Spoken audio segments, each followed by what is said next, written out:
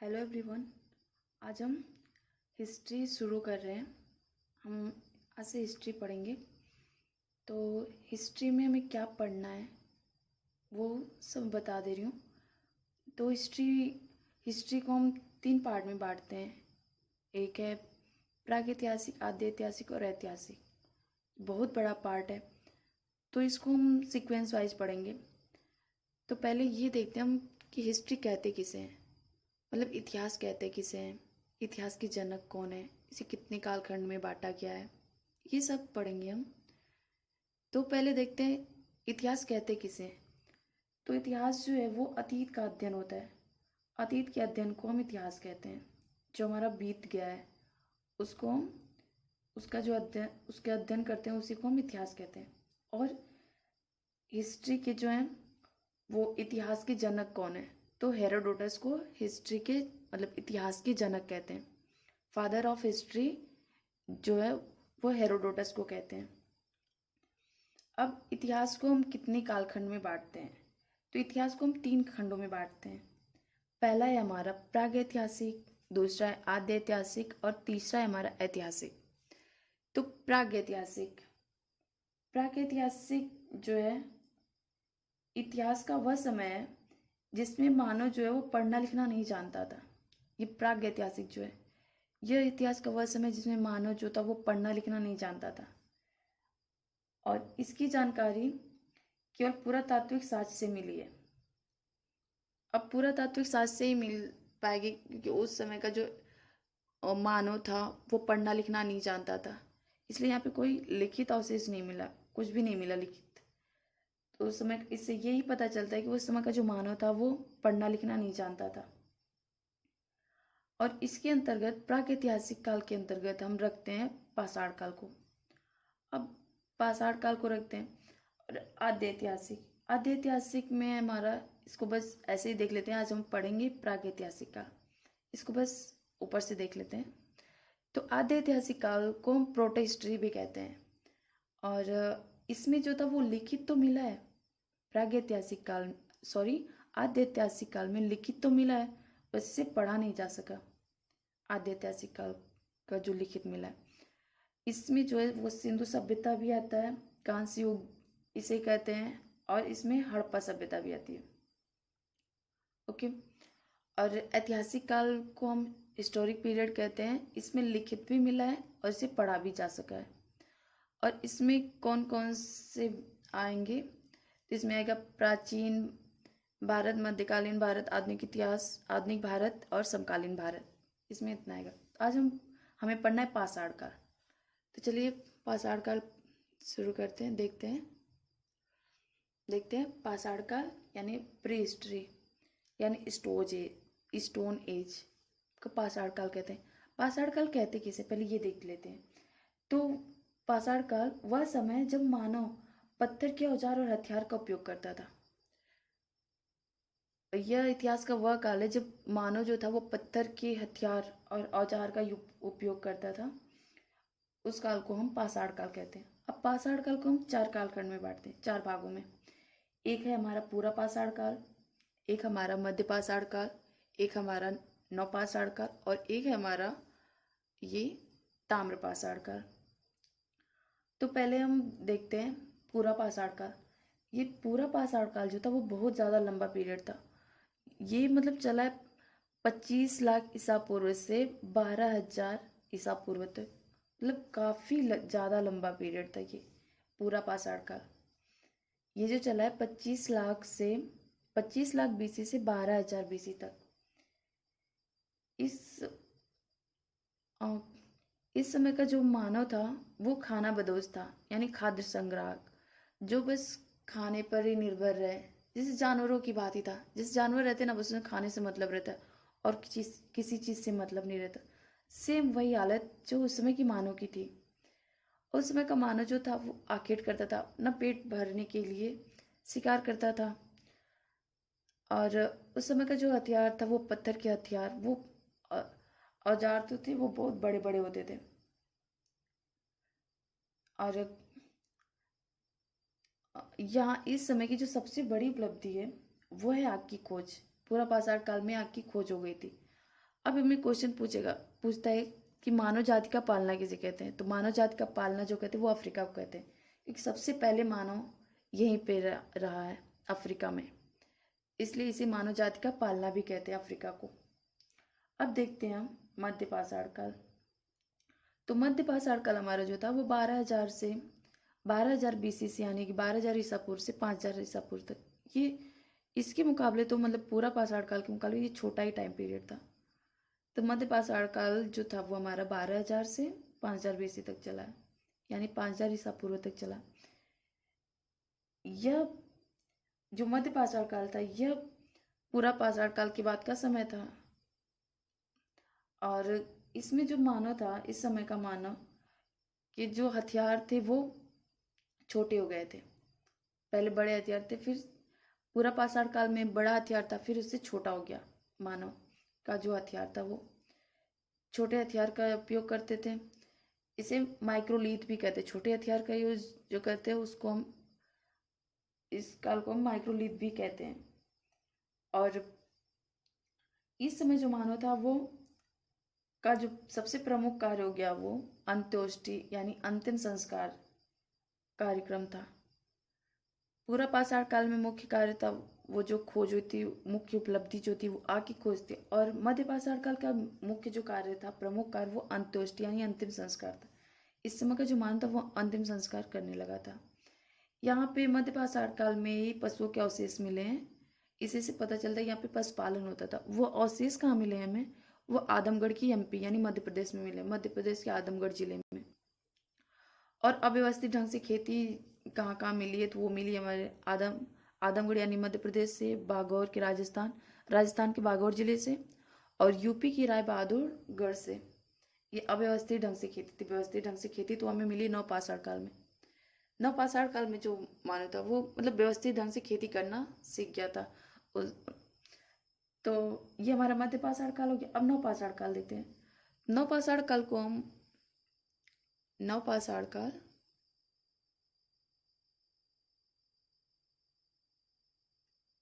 नवपाषाण काल ये हो गया हमारा तीसरा जो है हमारा नवपाषाण काल। इसको उत्तर पाषाण काल भी कहते हैं। तो ये जो था 5,000 से 3,000 BC तक चला नवपाषाण काल।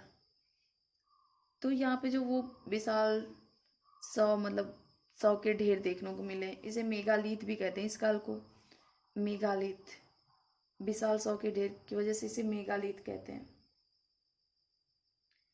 और इस समय का जो मानव था वो कृषि के साथ साथ पशुपालन भी प्रारंभ कर दिया था। और यहाँ की जो कृषि थी वो सुव्यवस्थित ढंग से यानी एकदम व्यवस्थित ढंग से थी, सुंदर तरीके से सुव्यवस्थित। ये कृषि का आरंभ जो हुआ था वो 7,000 BC से ही हो गया था, यानी कि ये मध्य पाषाण काल से ही। यहाँ तो 5,000 BC से 3,000 BC तक दे रहा है ना नवपाषाण काल, लेकिन ये 7,000 BC में ही मतलब सुव्यवस्थित ढंग से खेती देखने को मिली। ये मेहरगढ़ में ये मेहरगढ़ कहाँ है, ये पाकिस्तान में है।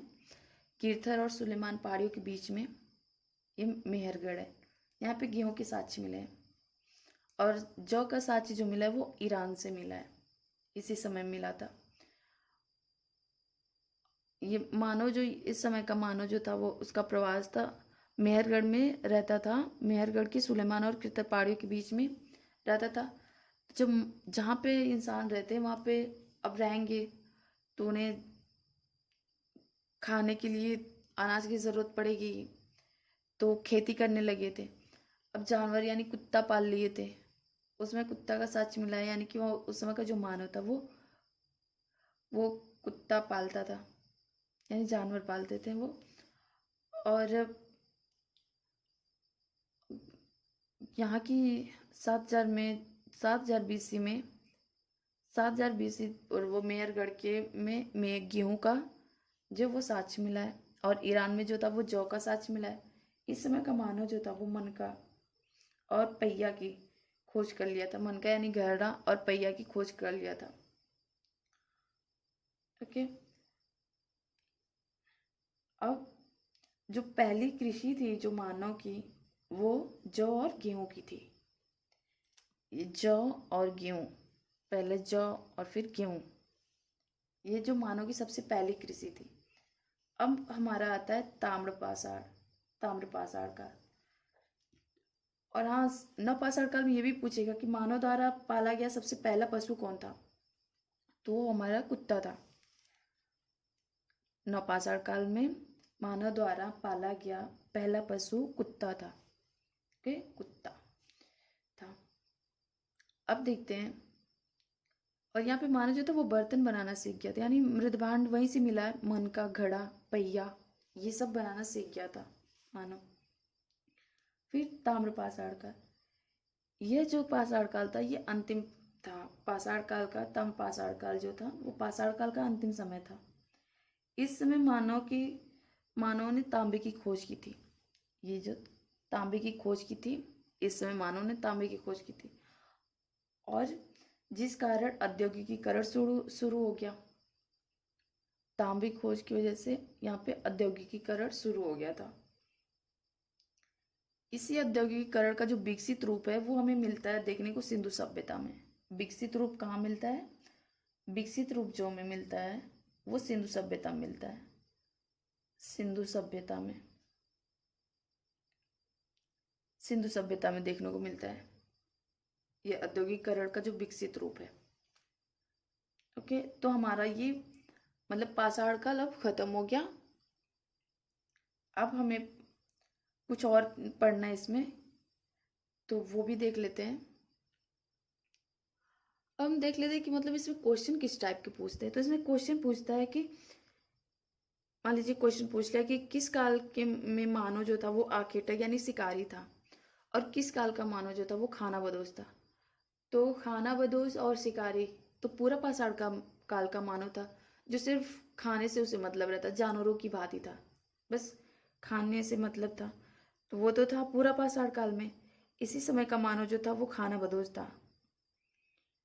उनके जीवन का मुख्य उद्देश्य जानवरों की भांति अपना जीवन यापन यानी पेट भरना था। जैसे जानवर जो रहते हैं वो अपना पेट भरते हैं, सेम इसी टाइप का मानव था।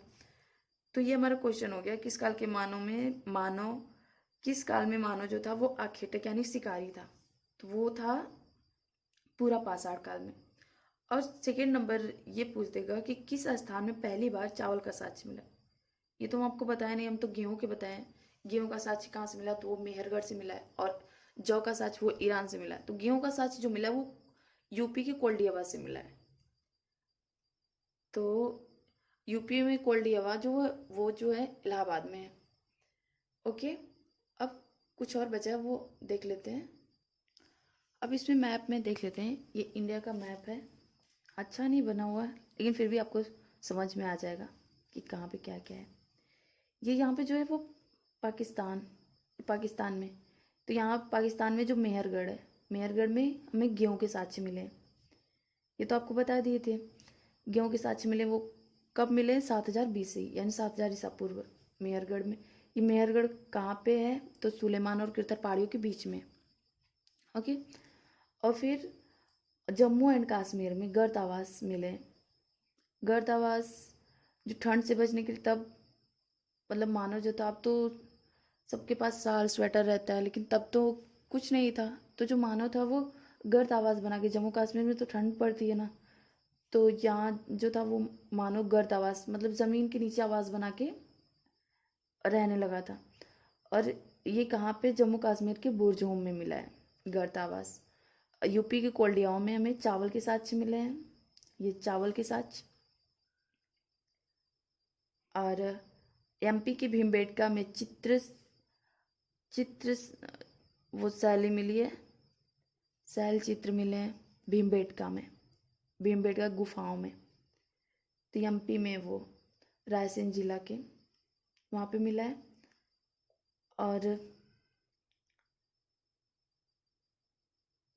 और है, हाँ, एक और क्वेश्चन है, पूछता है कि पल्लव रन में हमें क्या मिला है। तो वहाँ पल्लव रन में कंकाल यानी खोपड़ी मिली है, मानव की खोपड़ी।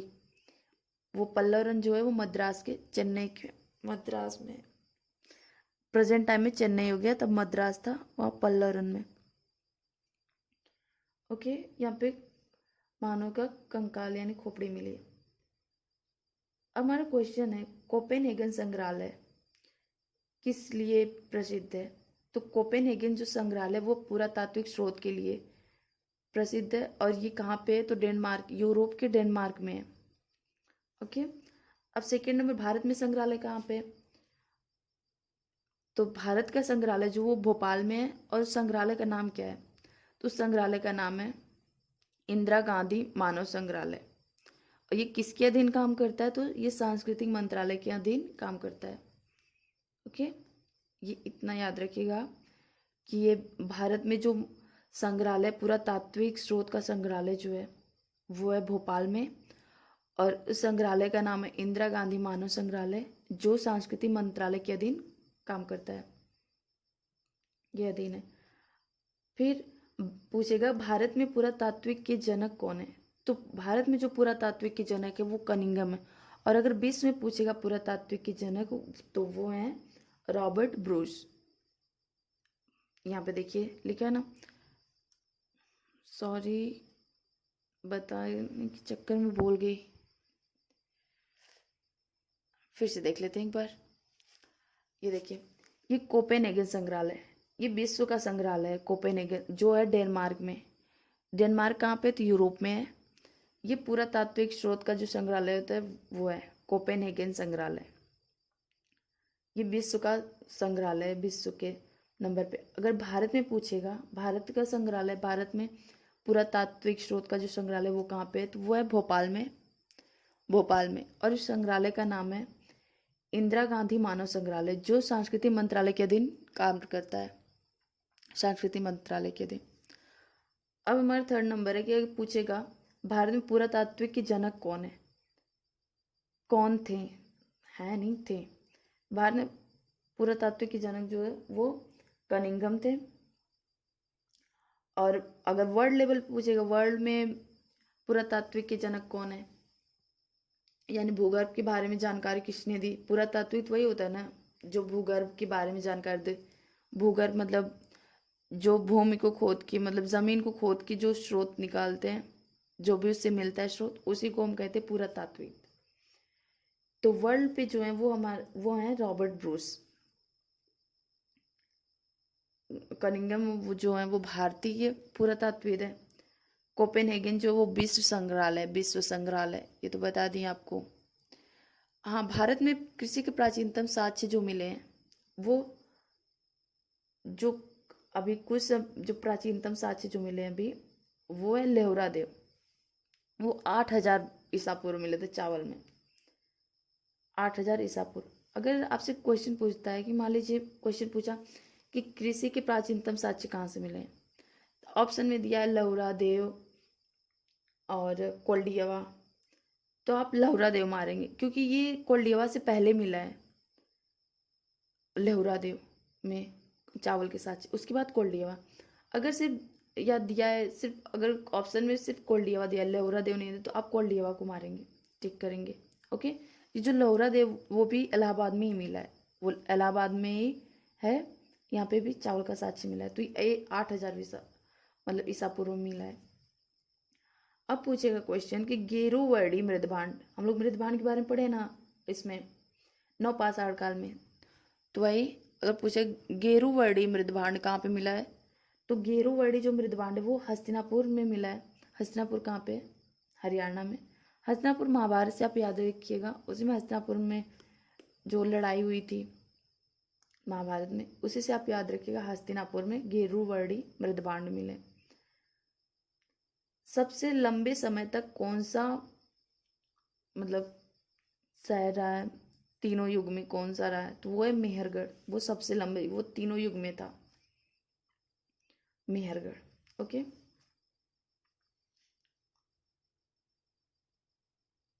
अब इम्पोर्टेंट कुछ और देख लेते हैं, कुछ और। तो चिलकोलिथ किसे कहते हैं? वो ताम्रपाषाण काल को हम चिलकोलिथ कहते हैं, माइक्रोलिथ कहते हैं मध्यपाषाण को, और मेगालिथ कहते हैं नवपाषाण को। तो इसे याद कैसे रखेंगे? तो चिलकोलिथ ताम्रपाषाण काल को कहते हैं, ऐसे ही याद हो जाएगा चिलकोलिथ। अब माइक्रोलिथ मतलब छोटे औजार बनाना सीख गए थे मानव। तो मध्यपाषाण काल में जो मान मध्यपा देखिए पूरा पाषाण काल में मानव जो था वो बड़े हथियार बनाता था। फिर जैसे जैसे मानव का विकास होता गया, मतलब समझदार होता गया मानव, वैसे वैसे उसके औजार जो है वो छोटे होते गए। तो ऐसे हम याद रखेंगे। तो पूरा पाषाण काल में जो मानव था वो बड़े औजार बनाता था, और फिर माइक्रोलिथ मतलब छोटे औजार बनाता, तो वो मध्य पाषाण काल में हो गया। और फिर मेघालिथ, ये भी बड़े पत्थर के औजार, तो नव पाषाण काल में माना जाता है। वो मेगालिथ भी कहते हैं, मेगालिथियो इसको, नव पाषाण काल को। तो ऐसे आप सीक्वेंस से याद रखिएगा। अब मध्य पाषाण काल में जो था वो हमें मिला है दमदमा, यूपी के दमदमा में वो 100 मिला है। और मदहा में जो मिला है वो हड्डी से निर्मित जो है वो औजार मिले हैं। ओके, अब यहाँ पे एक वैज्ञानिक थे ब्यूरी ने बोला, इतिहास एक विज्ञान है, ना इससे ज़्यादा ना इससे कम। अगर क्वेश्चन पूछता है ये कथन किसका है, इतिहास एक विज्ञान है, ना इससे ज़्यादा ना इससे कम, तो ये कथन जो है वो ब्यूरी का है, ब्यूरी का। और जॉन ब्रूस तो बता दिए, वो एक पुरातात्विद थे, भूगर्भ वैज्ञानिक। ओके, अब नेक्स्ट देखेंगे कल। आई होप कि आपको वीडियो समझ में आया हो। अगर आपको वीडियो समझ में आए तो please like share and subscribe करें और कमेंट करना ना भूलें। ओके, अब मिलते हैं नेक्स्ट वीडियो में। धन्यवाद।